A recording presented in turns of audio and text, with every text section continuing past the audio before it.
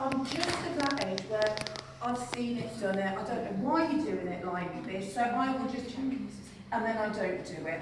And then it comes back around, and, well, we're not doing that anymore. And I'm like, really? Really? So I think also it's about owning what we do, and actually making our own decision and trusting our own professional judgment, trusting our judgment as women, okay, to do what feels comfortable for us. So moving on then, where does that leave you? Well, I have to say that I've got two images in my office. One of the Lighthouse, with Wayne's passion against it. And I used to work abroad, and it's where we went visited one day. It's what they call a blue hole, and it means it's extremely deep water, and you get in and you just have to swim basically, because if you don't swim, you're going to go down and down and down. So I'm not the best swimmer. Got to do it, and I did, like that, across this deep blue hole.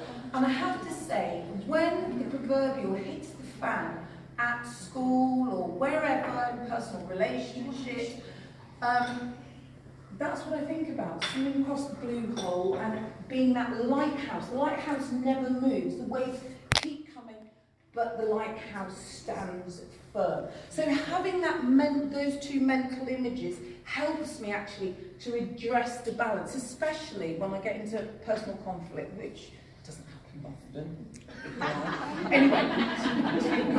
Anyway, so that brings me on to feminism. So in trying to redress the balance, what's the place of feminism? Because having said to you, I was brought up in a household where my mother was a particularly strong woman, but my father was the West Indian patriarch. Things kind of rolled around him, in actual fact. But what she did for me, what they did was to give me education, and that's phenomenal. But what I also witnessed was their interaction, which made me see, don't want that. And as I've got older and having had some of that, don't like that, sort of relationships and stuff, okay, and then I came to 50, I was like, no, not doing narcissists anymore, not doing this, that and the other. I am now more discerning because of how my mother was. Now, feminism, for me, isn't a term that I'm overly comfortable with, mainly because feminist movement, you know, it denied black women. Like in America in the 19th century, there were black suffragettes, okay, fighting for the vote as well, and they were denied the right in order to march with white suffragette women. Now, to me, that is just a contrary situation, really and truly. So I take the good bits, but I see myself more as a womanist, and with that, I use those elements to move forward and achieve equality.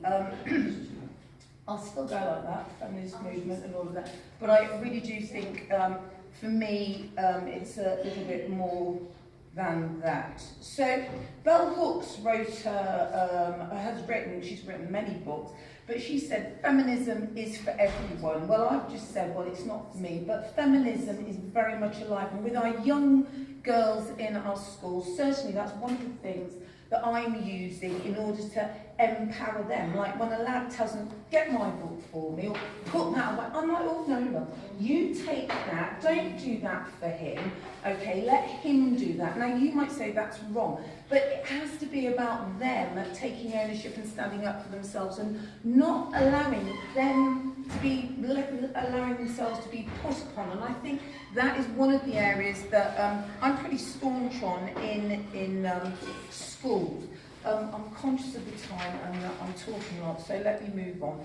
So within the workplace, as April said, it's about working collaboratively, and certainly as a researcher, as an educator, one of the things that's helped me gather strength and be that the lighthouse is reading, and reading quite prolifically. People such as James Baldwin, love James Baldwin.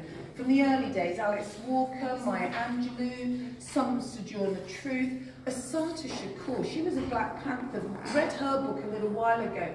I mean, she had to give birth shackled to the trolley, basically. They wouldn't even, the American authorities, wouldn't even unlock her chain, so to speak, so that she could give birth to her child, her daughter.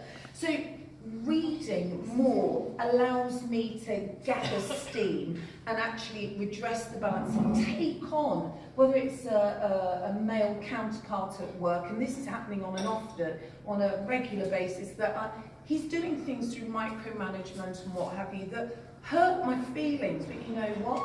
Send an email, I'll record it, I'll tackle you directly, because I'm not afraid. Only God, because I'm a woman of faith, God is the only person really truly that I fear. So everything else, I just think, well, put it in the hands of God and I'll just go out there and do what I need to do. So from a research perspective, my position is first and foremost that of a black first, woman later. Now, after.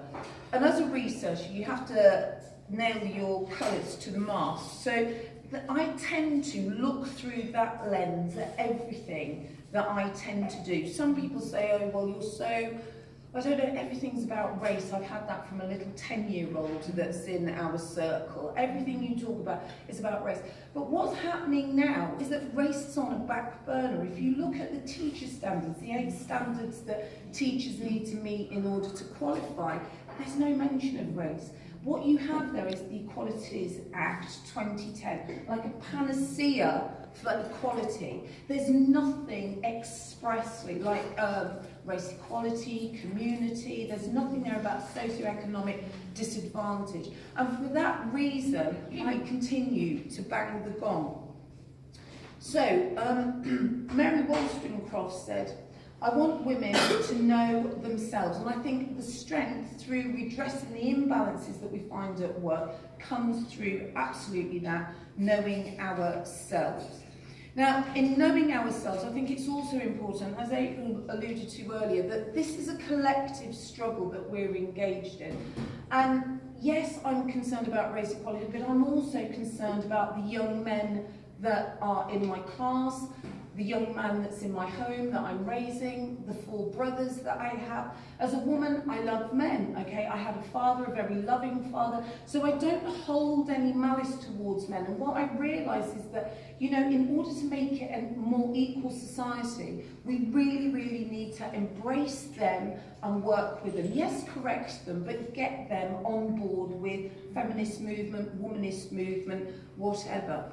So an instance this week, and I will finish very shortly, April, an instance this week, I was on duty on D floor in my school, and we don't allow kids walking down the corridor because they have a tendency to drop it and then rub it into the carpet. And these large lads walked past me, and I tried to apprehend them, and one of them said, oh, you can't stop me, Miss, can you? You can't stop me.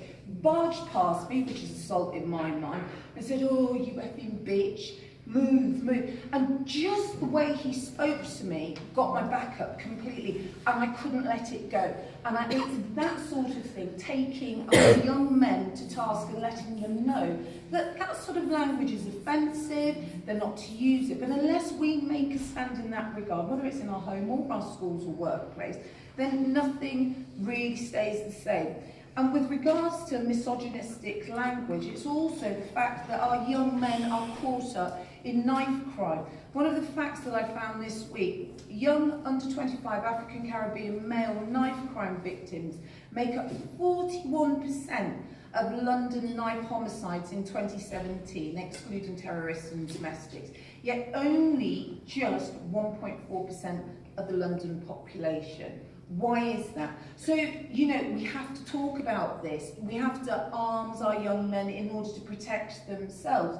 Exclusion rates. Black Caribbean pupils were permanently excluded at nearly 3 times the rate of white British pupils. I mean, the facts speak for themselves, and I just think we do need to look out for our young men.